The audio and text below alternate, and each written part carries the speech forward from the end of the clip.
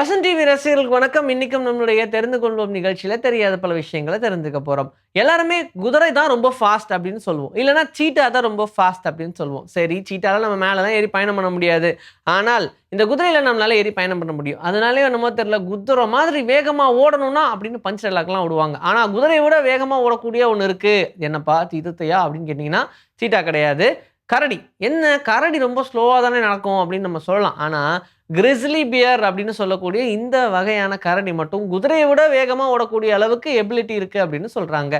இதுக்கப்புறம் யாராச்சும் சொன்னாங்கன்னா, நான் குதிரை மாதிரி வேகமா ஓடுவேன்னு சொல்லாதீங்க. கரடி மாதிரி வேகமா ஓடுவேன்னு சொல்லுங்க. எங்கேயாச்சும் நம்மள பார்க்க சொன்னாங்கன்னா, ஒரு லிமிட் வரைக்கும் நம்ம கழுத்த திருப்பாம நம்ம கண்ணுல இருக்கக்கூடிய ஐபால வச்சு திருப்பிப்போம். அது நமக்கு ரொம்ப ஈஸியா இருக்கும். நம்ம எங்க வேணாலும் இப்படி இப்படின்னு பார்த்துக்கலாம். ஆனால் அப்படி அனிமல்ல பார்க்கும்போதோ, பேர்ட்ஸ்ல பார்க்கும்போதோ, அந்த ஆந்தைக்கு மட்டும் அந்த எபிலிட்டியே கிடையாது. ஏன்னா, அதுக்கு ஐபால திருப்பவே முடியாது. ரொம்ப ஃப்ளாட்டான ஒரு மிஷினா இருக்கும். அதுக்கு பதிலா 360 டிகிரில திரும்பக்கூடிய தலை அதுக்கு இருக்கு. நமக்கெல்லாம் ஒரு லிமிட் வரைக்கும் தான் திரும்பும். 90, 90 அப்படின்னு சொல்லி ஓரளவுக்கு நம்மளால திருப்பிக்க முடியும். 180 வரைக்கும். ஆனால் 360யே திருப்பக்கூடிய எபிலிட்டி இருக்கக்கூடியது அப்படின்னா, அது ஆந்தை மட்டும் தான் அப்படின்னு சொல்றாங்க. ஸோ ஆந்தைக்கு ரொம்ப ஃப்ளாட் ஐஸா இருந்தாலும் அது கவலைப்படாது. ஏன்னா, அதுக்கு நம்மள விட ரொம்ப ஷார்ப்பான விஷன் இருக்கு. நெறைய விலங்குகள் தன்னுடைய நாக்க வச்சு தான் வேலை பார்க்கும். எப்படின்னா, இந்த பாம்பெல்லாம் எப்படி அதனுடைய நாக்க வச்சு திசைகள கண்டுபிடிக்குதோ, அந்த மாதிரி எல்லா விலங்குகளுக்கும் சாப்பிடுறதுக்கும், டேஸ்ட் பண்றதுக்கும், ஏன் நம்மள முதற்கொண்டு நெறைய விஷயங்களுக்காக யூஸ் பண்றோம். பேசுறதுக்கு யூஸ் பண்றோம்.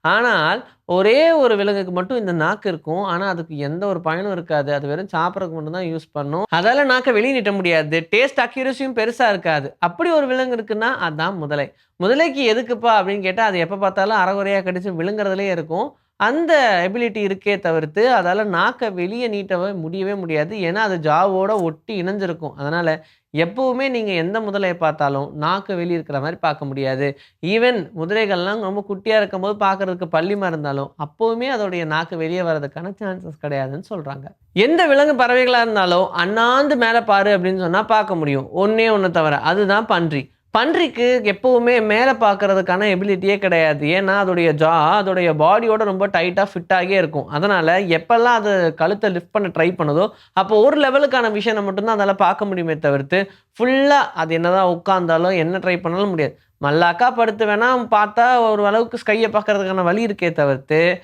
மித்தபடி அதுவாவே முயற்சி பண்ணி கழுத்த தூக்கி ஸ்கைய பார்க்கவே முடியாது. அதனாலேயே வானத்த பார்க்காம எத்தன பன்றிகள் இறந்திருக்கு தெரியுமா? "ருசி கண்ட பூனை கண்டிப்பா வரும்" அப்படின்ற பழமொழி எல்லாம் கேட்டிருப்பீங்க. இதுல ருசி கண்ட பூனைக்கு ஒரு கொடுமையான விஷயமும் இருக்கு. இந்த ருசி அப்படின்றதுல ஸ்வீட், இனிப்பு அப்படின்ற ருசிய மட்டும் பூனையால சுவைக்கவே முடியாது. பாவம். அது என்னதான் அது முக்கி முக்கி பால குடிச்சாலும், பால்ல நீங்க எவ்வளோ சர்க்கரை போட்டாலும், சர்க்கரை அப்படின்ற ஒரு விஷயம் இருக்கிறதே தெரியாம தான் அது குடிச்சுக்கிட்டு இருக்கும். எப்பவுமே நமக்கு ஒரு விஷயம் திகட்டுனா தானே நம்ம நிறுத்துவோம். ஆனா இந்த பூனைக்கு மட்டும் பால்ல எவ்வளோ சர்க்கரை போட்டாலும் அது திகட்டாது. ஏன்னா அதுக்கு ஸ்வீட் அப்படின்ற ஒரு விஷயமே தெரியாது. அதுக்கு என்னதான் சென்சரிலாம் இருந்தாலும், ஸ்வீட்ட மட்டும் அதனால டேஸ்ட் பண்ண முடியாதனால, ஸ்வீட்லெஸ் அப்படின்ற ஒரு கேட் அப்படின்னு கூட நம்மளால சொல்ல முடியும். இதுக்கப்புறம் நம்ம ஒரு பூனைய சொல்றோம்னா, ரொம்ப ஸ்வீட்டான கேட்டுன்னு சொல்லாதீங்க. ஸ்வீட்லெஸ்ஸான கேட்டுன்னு சொல்லுங்க. இன்னைக்கு நம்மளுடைய தெரிந்து கொள்வோம் நிகழ்ச்சியில தெரியாத பல விஷயங்கள் தெரிஞ்சுக்கிட்டோம். இதே மாதிரி சூப்பரான கன்டென்ட்டோட உங்கள நான் வந்து சந்திக்கிறேன். Until then, this is bye from Vijayஸ்ரீ. Take care.